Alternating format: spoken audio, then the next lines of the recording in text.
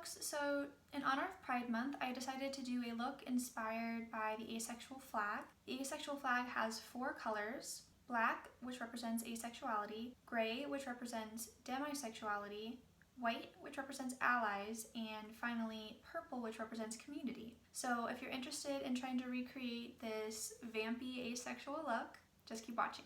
So today we're going to be starting out with the Neutrogena Matte Prime Plus Serum.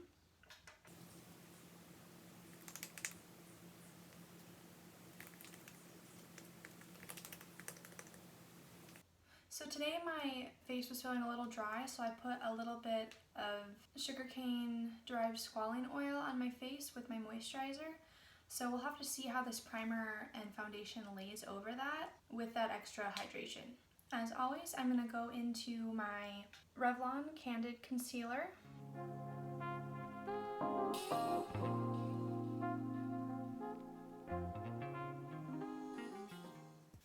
I'm going to go ahead and zoom you guys in so you guys can see how that primer laid over that extra hydration. I honestly think it laid pretty well. I was an idiot and decided to pop 2 things before I filmed. Shouldn't do that. But even with those, I really think that foundation laid nicely over that. So today I went ahead and primed and set my eyeshadow base while I was off camera. And today we'll be going into the BH Cosmetics 120 color eyeshadow palette in the 2nd edition. I love this palette because it has not just 1 whole tray, but 2 whole trays of eyeshadows, which provides us a lot of options. I'm going to go ahead with a fluffy brush into this purple shade with a little bit of this purple shade mixed in. I'm going to be focusing this on the outer wing and scooping out my crease.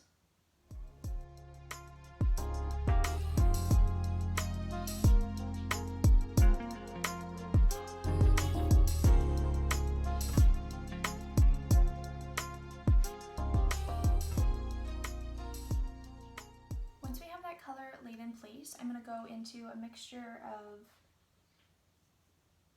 this shade and this shade here with a smaller brush. And what we're going to do with this is fill in the outer corner below the other color that we just placed.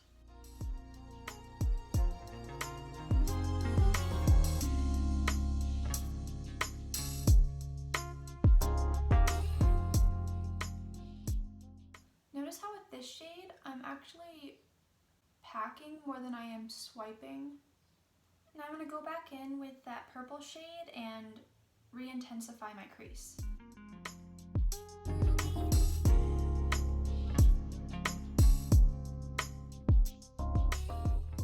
Now I'm going to go ahead with the NYX Glitter Primer and carve out the inner third of my eye. This stuff is super sticky, so you don't need very much of it. And on top of that, I'm going to go into the Colourpop Kathleen Lights Loose Eyeshadow in the Maiden.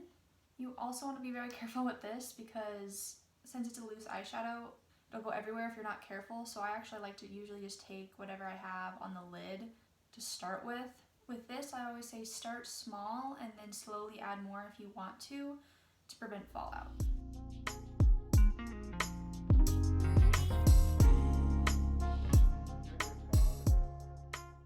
And with this, so it blends better, I bring this a little bit past where the glitter glue was, so that when I go to blend and re-intensify that gray shade, it's easier to blend.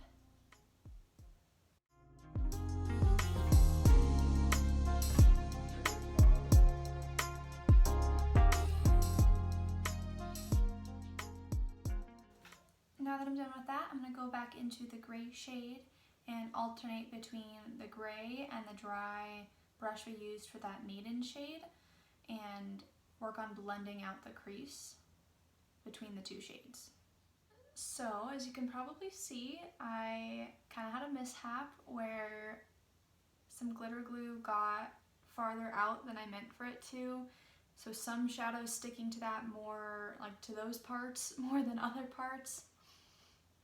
That's why you gotta be careful with the glitter glue. I already tried to fix it and I can't, so I'm gonna leave it that way. Because from far away you can't really tell. I'm gonna go ahead and move on to my concealer, and today I'll be using the Fenty Pro Filter Concealer.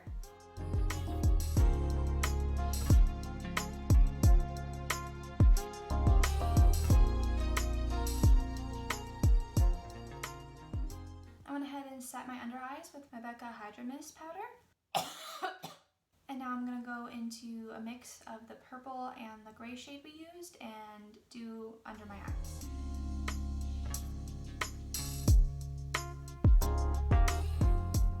Now, some of you might be asking, where's the black? Well, I will be using eyeliner to incorporate that black color. And I'll be going into the Kat Von D Tattoo Liner in black.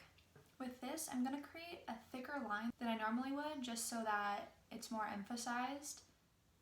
Well, folks, this is exhibit 1 of why I don't usually do eyeliner, especially thick eyeliner, but I tried. Now, I don't usually do contour, but I am going to go into this Colourpop contour and bronzer here with a really fluffy stippling brush. I know you don't usually go in with these kind of brushes, but I don't really like to wear bronzer most of the time, and if I do, I want it to be really light.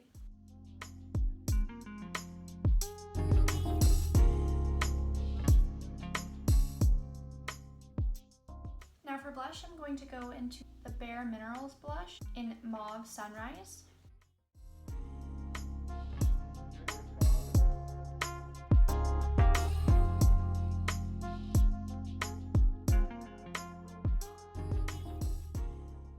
And then I'm going to finish off with the NYX Born to Glow highlighter in Eternal Glow. This is the only highlighter so far that I found that is fungal acne safe, but I am continuing to research.